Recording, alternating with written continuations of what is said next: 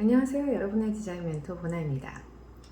오랜만에 인사를 드리는 것 같아요. 제가 어제 잠을 못 자가지고 눈이 너무 피곤하고 화장도 거의 안 하다시피 하고 좀 이렇게 아침에 부스스한 모습으로 겨우겨우 영상을 촬영하고 있는데요. 그 사이에 뭔가 이벤트가 굉장히 많았어요. 그래서 오늘은 그런 저의 라이프 업데이트를 간단하게 얘기해 볼까 하는데요. 가장 큰 변화부터 말씀드리자면, 제 채널에 원래부터 오셨던 분들은 아시겠지만, 저는 지금 한 5년 반 정도 메타, 그러니까 페이스북과 인스타그램에서 디자인 매니저로 일하고 있었거든요. 근데 5년 반 만에 이번에 이직을 하게 됐습니다. 이번 주 수요일, 그러니까 한 4일 정도 전이 메타에서의 마지막 날이었으니까 정말 뜨끈뜨끈한 최신 업데이트라고 말씀드릴 수가 있겠네요. 새로 가는 회사는 아사나라는 좀 작은 중견 회사고요. 한국에는 많이 알려져 있지 않을 것 같습니다. 이렇게 큰 대기업에 다니다가 이름이 많이 알려져 있지 않은 이렇게 중소기업 아니면 중견기업으로 이직한다는 것에 대해서 왜 그랬을까 하고 의문을 가지는 분들이 많으실 것 같은데요. 다양한 이유 때문에 이런 결정을 내리게 되었는데, 이런 것을 공유함으로써 혹시 지금 이직을 고민하고 계신 분들에게 도움이 될까 싶어서 영상을 촬영하게 된 부분도 있습니다. 실리콘밸리에서는 2년에 한 번 정도 이직을 하는 게 일반적입니다. 이렇게 할 때 연봉 면에서 큰 이득을 보기 때문인데요. 그런 면에서 저는 한 곳에 좀 오래 있는 편인 것 같긴 해요. 5년 반이나 있었으니까요. 그렇게 스카우트 제의를 계속 고사하다가 올해는 많은 분들이 이직을 하시길래 저도 좀 이직을 해볼까 생각하게 된 부분이 있습니다.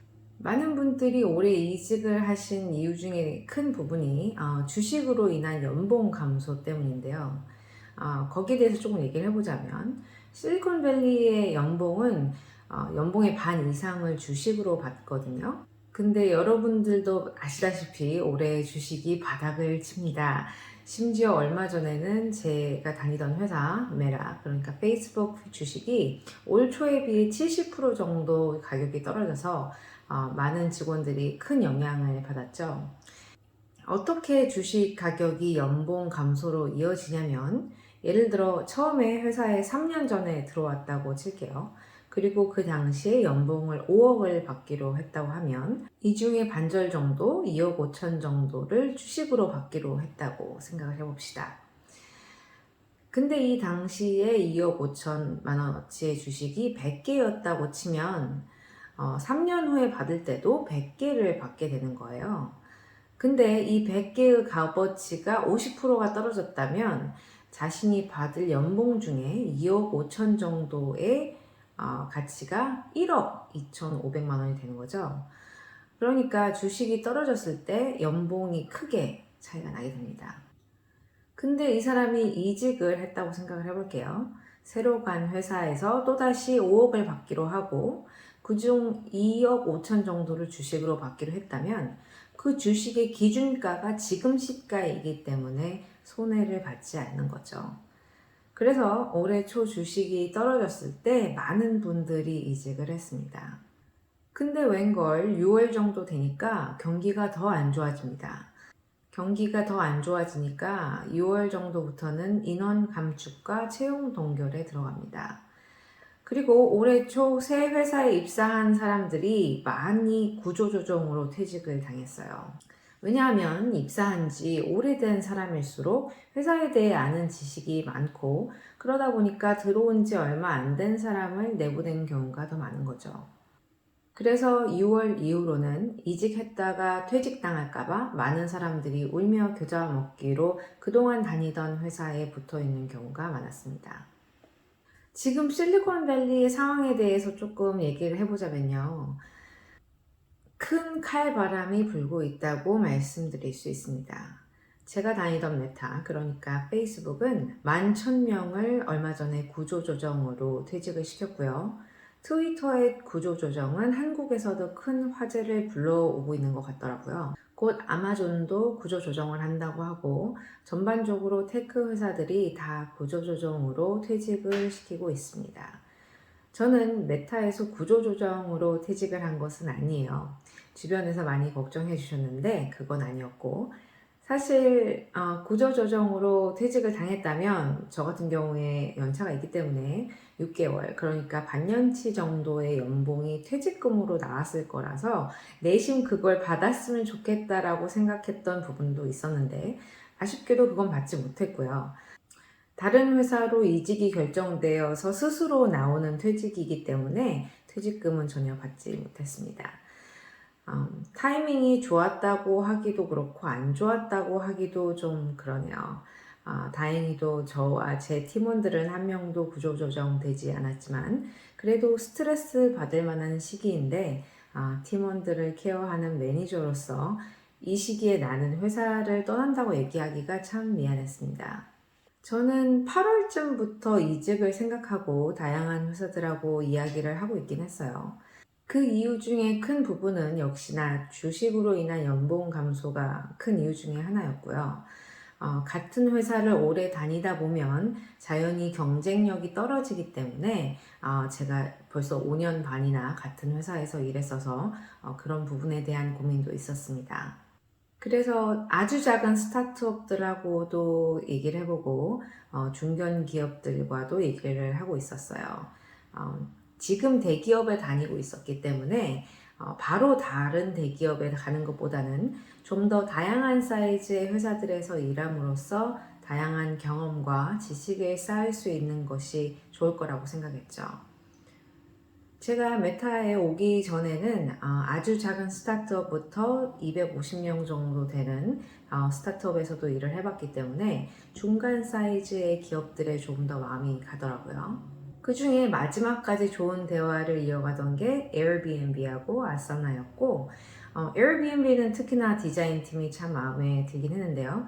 아사나가 높은 연봉을 제시했고 또 최근 5년간 미국에서 가장 일하기 좋은 회사로 뽑힌 만큼 회사 문화와 복지가 뛰어나서 결국은 아사나로 결정하게 되었습니다. 이쯤 되면 연봉을 얼마나 받기로 했을까 궁금하신 분들이 계실 것 같은데요. 지금까지 제가 제 연봉을 대놓고 공개한 적이 없죠. 이직 기념으로 공개를 하자면 달러로 58만 달러, 오늘 기준 환율로 7억 7,400만 원 정도가 되겠네요. 보통 대부분의 FAANG이라고 불리는 대기업들, 그러니까 구글, 애플, 아마존, 메타 등등의 회사들의 연봉 수준을 FAANG이 아닌 대기업이 아닌 중견기업에서 못 맞춰주는 경우가 대부분인데 아사나 같은 경우에는 제가 봤던 것에 맞춰서 연봉 협상을 잘 해줘서 그쪽으로 결정을 할 수 있었습니다. 지금 이직을 고민 중이시라면 지금 시기가 시기인 만큼 회사의 회계가 얼마나 안정적인가를 좀 보시고 결정을 하라고 말씀을 드리고 싶어요. 스타트업이라면 가장 최근에 얼마를 투자받았는지 보시는 것이 좋을 것 같고요. 인터뷰 중에 런웨이가 얼마나 되냐라고 물어보시는 것도 방법이에요. 런웨이라는 것은 지금 보유하고 있는 회사의 투자금으로 얼마나 버틸 수 있는지 그 기간을 얘기하는 것이거든요. 만약 고려하고 계신 회사가 이미 주식 상장이 되어 있는 회사라면 그 회사 홈페이지에 들어가셔서 Investor Relations 라는 페이지가 있을 겁니다. 그 회사 페이지에 들어가시면 그게 주식 투자자들을 위해서 회사의 회계 정보를 공개하는 페이지인데요. 거기서 Balance Sheet 이라는 것을 눌러보시면 지금 회사가 보유하고 있는 현금이나 자산, 그리고 매 분기마다 지출해야 하는 비용, 그리고 회사 매출, 수익 이런 게 자세히 나와 있거든요. 그런 걸 따져보시고 이게 회계적으로 건강한 회사인가를 고려해 보신 후에 이직하시는 것이 좋을 것 같습니다. 물론 이런 것을 본다고 해서 그 회사가 구조조정을 할지 안 할지는 알 수가 없긴 해요. 예를 들어 얼마 전에 구조조정을 한 제가 다니던 회사 메타 같은 경우에 3분기 순수익만 한화로 거의 5조 원에 달하는데도 불구하고 구조조정을 했기 때문에 그런 것만 보고 이 회사가 곧 구조조정을 하겠구나 안 하겠구나를 알 수는 없지만 그래도 어느 정도의 기준점을 제시해 준다고는 생각합니다.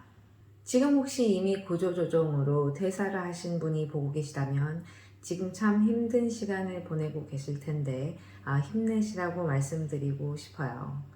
저도 2008년에 미국 대공황이 왔을 때 구조조정으로 퇴사한 경험이 있는데 그 당시에는 정말 힘들었지만 돌아보면 인생의 큰 전환점이 되었다고 생각해요. 특히나 비자로 일하고 계신 분들은 그 스트레스가 정말 엄청나죠. 저도 그 당시에 유학 후 OPT로 일하다가 구조조정을 당해서 한 30일인가 그 안에 새로운 회사로 이직을 했어야 했던 것 같은데 미국 전체가 사람을 안 뽑다 보니까 정말 힘들었거든요. 그래도 열심히 찾다 보면 나를 고용해주는 회사가 있습니다.